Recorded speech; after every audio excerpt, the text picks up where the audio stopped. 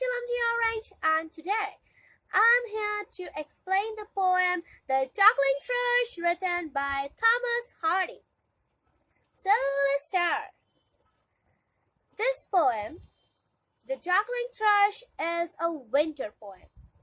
Now, winter poem means that the background of this poem is winter. Now, for us, winter might not be a very tough season, but for those who live in England and other Western countries, winter is like a nightmare because everything is covered with snow and people prefer to stay in their homes. So, the theme of winter itself is pretty dark. So we know that this poem is not exactly a very happy poem. Now the name. The Darkling Thrush itself does not make any sense because the darkling here means something which is going towards darkness. And thrush is a singing bird. So the name of the poem, Darkling Thrush, actually has a reason. This is because this poem is divided into two parts. The first half of this poem, that is the first two paragraphs, they show a theme of hopelessness. And the second part of this poem has a theme of hope. The first part of this poem talks about winter, about its darkness and the century's death. Whereas the second half talks about a thrush, its singing, and why there is still reason to be happy. Now, this poem was written during the end of the century. That's why when Hardy wrote this poem, he named it The Century's End 1900. And later on, the name was changed to The Darkling Thrush.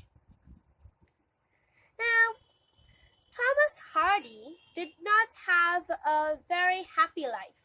He had 3 wives and all 3 of them died. He had to face many problems in his life, and so he did not believe in the Victorian belief of a very kind and friendly God. And his poems usually reflect it.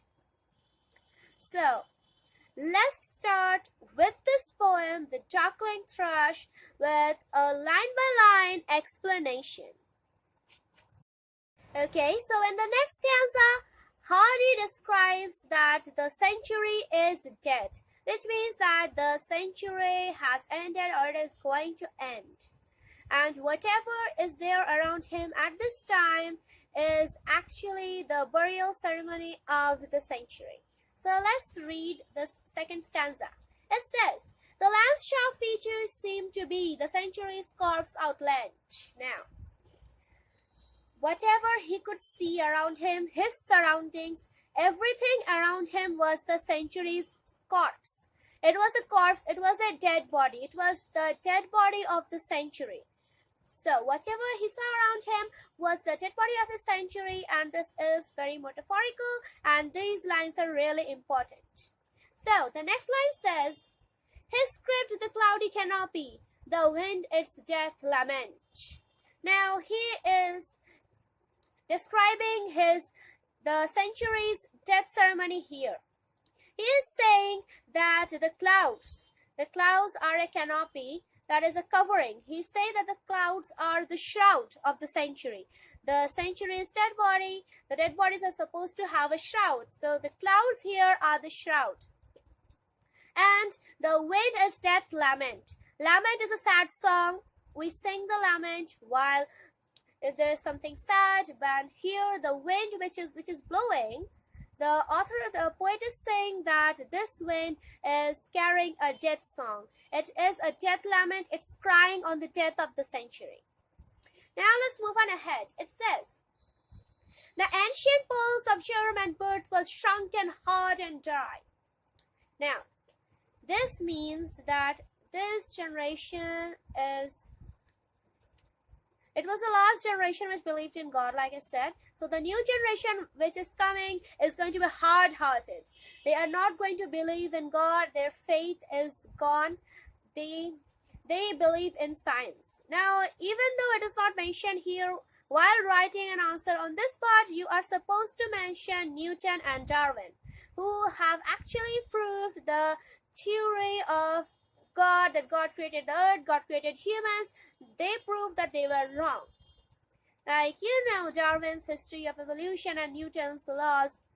Both of them were the greatest scientists of that time, so you must mention them. Okay, so let's continue.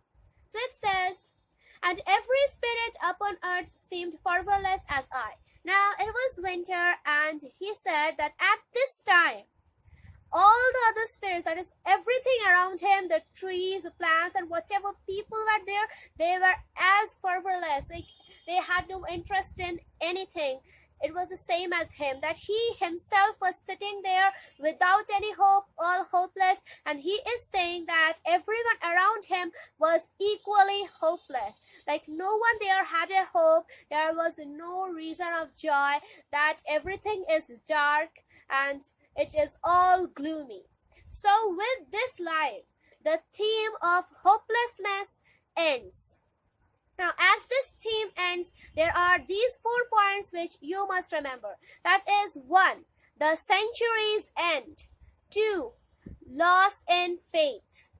3, science versus the human nature.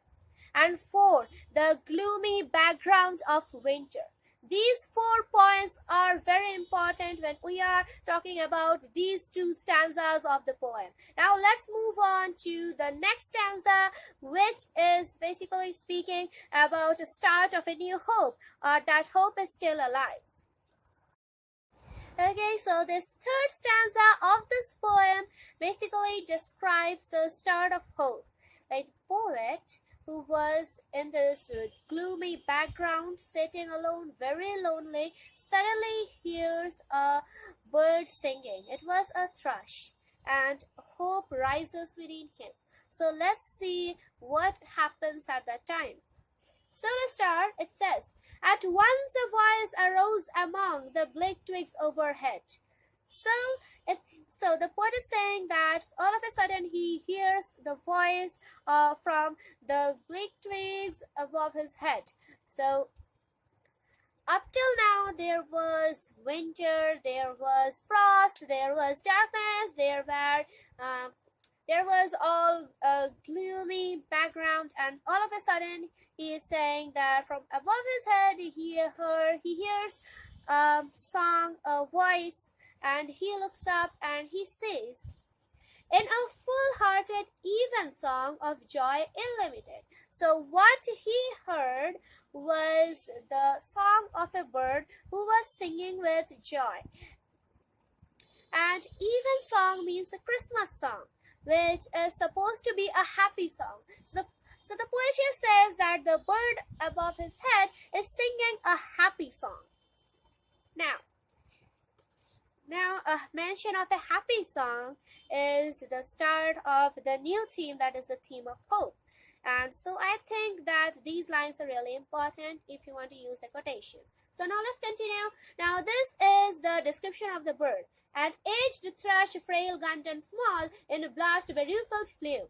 So this was the description of the bird, and it's an aged bird, it's an old bird, and it was frail, gaunt and small, which means it was weak, thin and small.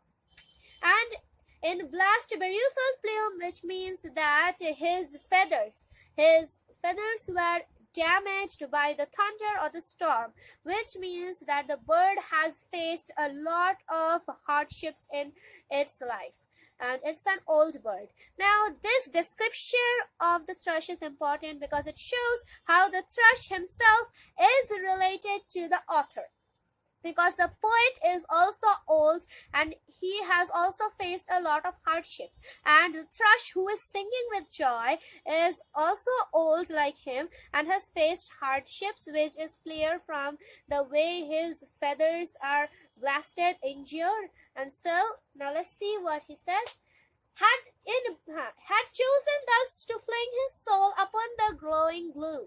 Now, so what the poet was saying that around him everything was gloomy, it was sad, it was dark, and this bird, which was so similar to him, was singing with joy in that growing gloom. Like in that increasing darkness, that bird was singing with joy. Okay, so this was the end of the third stanza, which was basically the description of the bird, which was so similar to the poet himself. Let's move on to the next stanza. Now, the fourth stanza is the last stanza of this poem, which clearly reflects the theme of hope. So let's start. So little cause for carolings of such ecstatic sound. Now, the bird was also weak like him, and the background was the same, that the bird and the poet were on the same background. And for no reason at all, that bird was singing. And it was singing a song of joy, which is a happy song. And so, the poet was wondering that why on earth was this little bird singing a happy song while he believed that there was no reason to be happy. Now, carolings are also Christmas songs, happy songs, which people sing, children's song. So let's start. It says, was written on terrestrial things afar or nigh around. So, the terrestrial things which were there, so they were not at all happy. And perhaps the bird had seen something far afar, which was giving it the reason to sing. Some hope was there. Now let's read the next few lines, and it says, that I could think there trembled though his happy good night air. That the poet has no idea that why that bird is so happy, and that's why he was wondering that why on earth is he so happy, and he doesn't know from where that happiness is coming from. He wants to know from where that happiness is coming from. So let's read further. Some blessed hope whereof he knew and I was unaware. So he is saying that yes, there is some hope somewhere on this earth about which the thrush knows, but he was unaware. So basically, this is how this poem ends. It ends with a theme of hope, that even though everything is gloomy, somewhere there is still hope left. With this poem ends here. And so a little bird suddenly comes from nowhere and gives the gloomy poet a hope. It gives him some hope. So, you must cover all these points while writing an answer. And also you should use quotes. Now, if I was supposed to use quotes, I would use examples of the description of the bird, and also in a full-hearted even song of joy unlimited, and also that the weakening eye of the day, the wind, its death lament. All these are really good quotes. But if you have a problem in choosing the quotes, do one thing. Take the first two lines of the poem and the last two lines of the poem, because if you are asked to write the inner meaning of the poem, to critically analyze it, or whatever, these two are universal lines which you can just put in any explanation. The first two lines are Elent upon a peace gate when frost was spectre grey, and the last lines are some blessed hope whereof he knew and I was unaware. So these two lines also reflect the hopelessness and the hope in the poem. So these are really good options for quotes, and also there are thousands of other options, and you can just pick whatever of your choice, anything of your choice. Okay, so now if you want to know how you should start your answer, then if you have the ISC Reverie book, then you should flip to the first page, and it gives a brief introduction about the poem. On the first part of the introduction, the first paragraph here. In the middle of the first paragraph, there are these two beautiful lines. Let me read them for you. It's about the poet. His poetry explores a fatalistic outlook against the dark, rugged landscape of his native Dorset. He rejected the Victorian belief of a benevolent God, and much of his poetry reads as a sardonic lament on the bleakness of the human condition. Now, whenever you are starting the answer for a poem, especially a long answer, it is always a good option to start it with a description of the poet. And these two lines here are the best description of the poet. You don't even need to search the internet for it. These two are really good lines. Now, if you don't understand the lines, let me tell you that, like I said, he rejected the Victorian belief of a benevolent God. Now, benevolent means kind and friendly. Now, Thomas Hardy, because he had felt so many hardships in life, he believed that the God was not at all kind. He believed that the God was cruel. So, this says that he rejected the Victorian belief of a benevolent God. And much of his poetry reads as a sardonic lament. Now, lament is, like I said, a death song, a song of sadness. Now, sardonic means sarcastic. It's humor, but it's taunting. Like, he is sarcastically lamenting. It's basically like dark humor. So it's a sardonic lament on the bleakness of the human condition. So he indirectly laughs at the human condition because, as I told you, he thinks that the humans are no longer going to believe in God because of the development of science. So this was all which you needed to write answers on the Darkling Thrush, and I hope you like this video. So if you like this video, give me a thumbs up and subscribe to my channel Jilanti Orange, as I upload something every day. Thanks for watching. Oyasumi nasai minna.